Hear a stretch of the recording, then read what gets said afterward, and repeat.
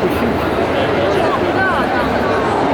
Когда ты пойдешь, если ты пойдешь, я с тобой. Ну, я сейчас выйду, там посмотрю.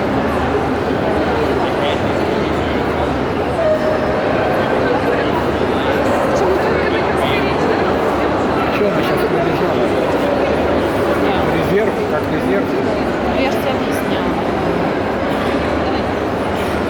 Если все запомнишь.